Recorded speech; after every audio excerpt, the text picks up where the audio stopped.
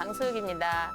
저와 오늘 이론 공부를 함께 할 내용들은 제가 현장 강의를 하면서 선생님들의 질문이라든지 꼭 이거는 알아서 시술을 해야 되겠다는 그런 꼭 필요한 부분들을 쌀롱으로 풀어서 이론을 만들어 놓은 강의입니다. 그래서 오늘 이 이론 강의를 같이 공부하시겠습니다.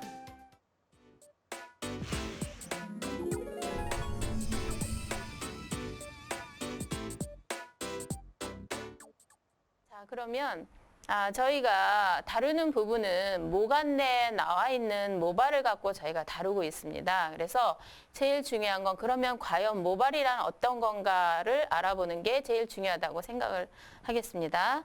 자, 그러면 모발을 크게 보면은 이렇게 모발이 있으면 이 부분은 큐티클층이고요.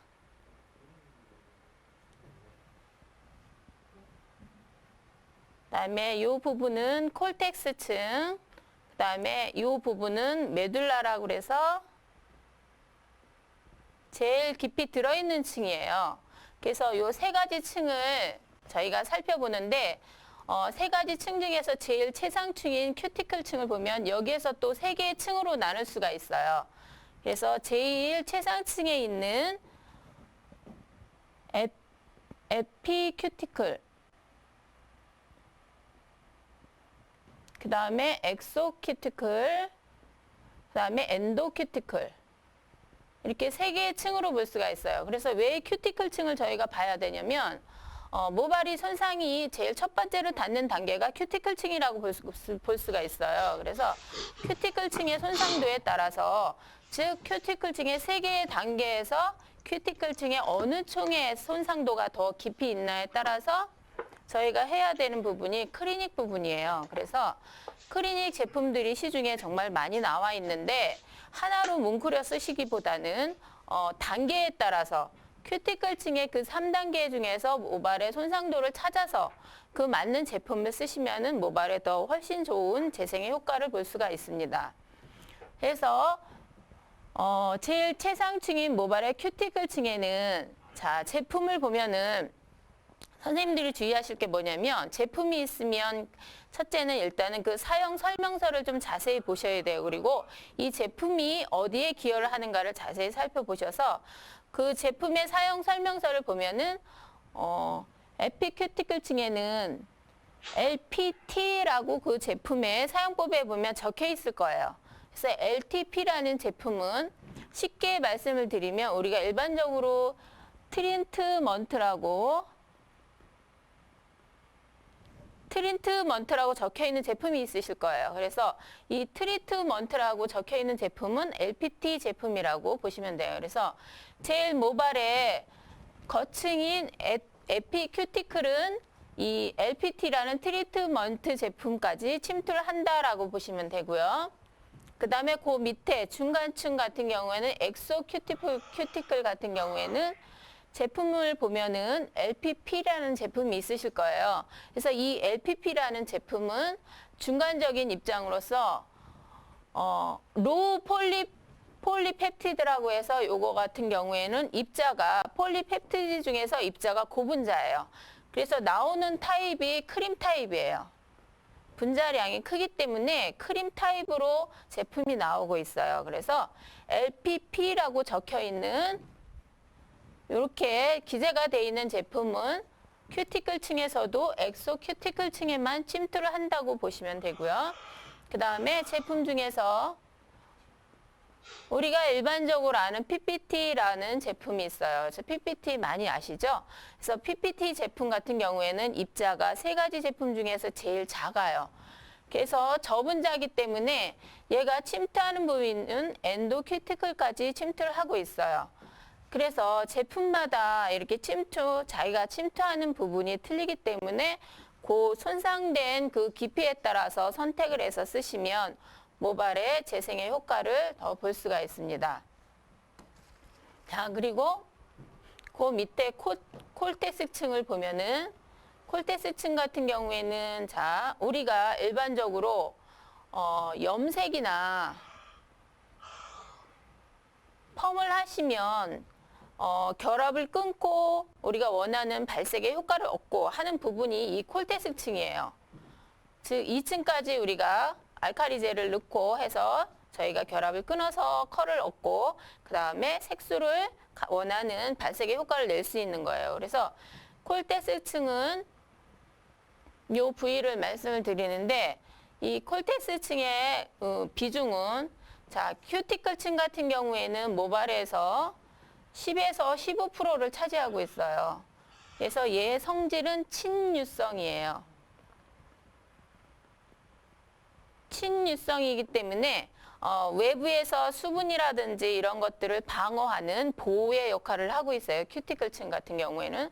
만약에 이 큐티클층이 만약에 친수성이라 하면 저희가 만약에 샤워를 하거나 머리를 샴푸하거나 그러면 그런 물의 수분을 100% 흡수를 100% 흡수를 한다고 보면은 우리가 어떻게 되겠어요? 우리가 쉽게 지난번에 매스컴탄 그 선풍기 아줌마처럼 그렇게 퉁퉁 붓거나 그런 현상이 나타나겠죠. 그래서 이거는 친유성에 즉 수분을 거부하는 저항하는 성질이 있기 때문에 적절한 수분을 받고 또 적절한 보호 기능을 하고 있는 친유성의 성분을 띠고 있고요.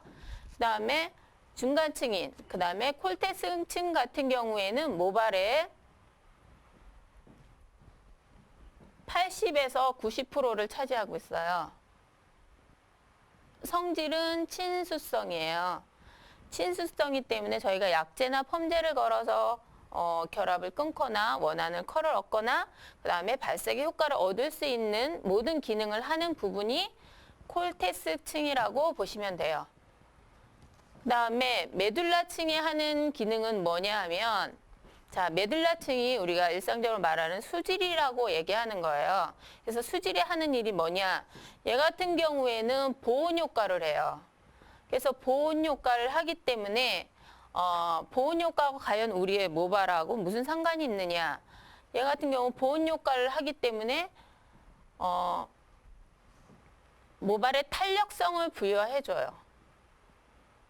쿠션의 역할을 해서 탄력성을 보호해줘요. 그래서 우리가 일반적으로 고객분들에 보면은 모발이 가늘다거나 또 아이들의 모발은 탄력이 없어요. 그래서 펌을 하게 되면 웨이브가 늘어진다든지 원하는 컬의 상태를 얻기가 힘들어요. 그 이유는 뭐냐면 그 모발 자체에 이 메둘라라는 그 수질의 성질의 그 메둘라 성질이 이런 모발은 적거나 또 없는 모발이 많아요. 모발의 수질이라는 거는 저희가 물론 이제 그게 육안으로 느끼긴 참 어렵지만 일반적으로 얘기를 할 때 자, 모발의 직경이 0.09mm 이상이 되면 모발의 수질이 있다고 보는 거예요. 근데 모발의 직경이 0.07mm 이하가 되면 그 모발은 그 안에 수질의 성분이 없어요. 그래서 모발이 탄력이 없고 그다음에 컬이 안 잡히고 하는 증상들이 나타나고 있는 거예요. 네, 그러면 자 큐티클층을 저희가 보면은 일반적으로 요즘에 보면 염색이라든지 염색 특히 헤나 염색 그다음에 매니큐어 또 코팅 같은 거 이런 거 시술을 많이 하고 있어요. 근데 문제점이 뭐냐? 그런 시술을 하고 나서 컬을 걸려면 컬이 잘 안 걸려요. 그래서 그런 경우에는 여러분들은 어떻게 시술을 하고 계십니까? 자, 그런 경우에는 자, 제가 말씀을 드릴게요. 매니큐어는 과연 어떤 건가? 코팅은 어떤 건가? 헤나는 어떤 건가?를 말씀을 드리면 그거에 대한 그 컬을 잡는데 난이도에 대한 대처 방법이 나오실 거예요. 자, 큐티클층에 자, 매니큐어 시술을 했다. 한 경우와 그다음에 코팅 한 경우와 그다음에 헤나 염색. 자, 이렇게 한 경우에 자, 컬을 걸어야 되는데 자, 우리가 난간에 부딪히죠. 자, 매니큐어 같은 경우에는 이 성분이 은성분이에요. 은성분이기 때문에 매니큐어가 침투하는 부분은 깊숙이 속으로 들어가요. 그래서 속으로 들어가기 때문에 즉 어디까지 들어가느냐? 콜텍스층까지 들어간다고 보시면 돼요. 그리고 코팅 같은 경우에는 자, 모발의 큐티클층, 즉 모발의 표피 부분에 막을 하나 씌워준다고 생각을 하시면 돼요. 그래서 요 코팅의 성분은 납성분이에요. 납성분이기 때문에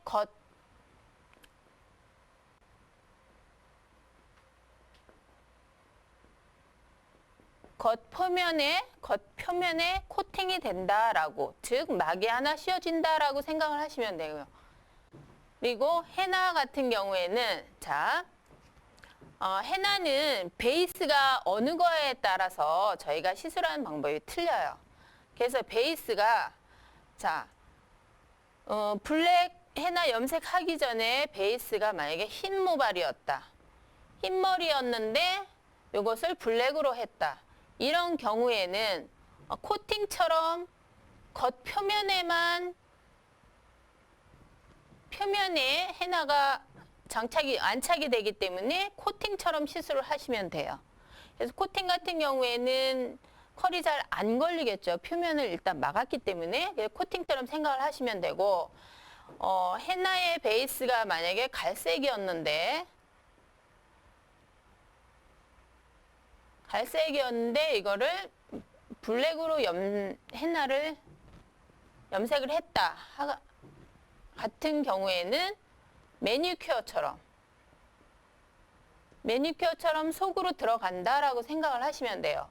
그래서 이걸 왜 알아봤냐면, 매니큐어 같은 경우에는 속으로 들어갔기 때문에 컬이, 즉 알칼리 펌제 일제가 빨리 침투를 해서 컬을 잡기가 쉬워요. 하지만 코팅 같은 경우에는 겉에 표면을 쌌기 때문에 알칼리제가 침투하기가 어렵습니다. 이런 경우에는 어떻게 시술을 하느냐? 자, 어떻게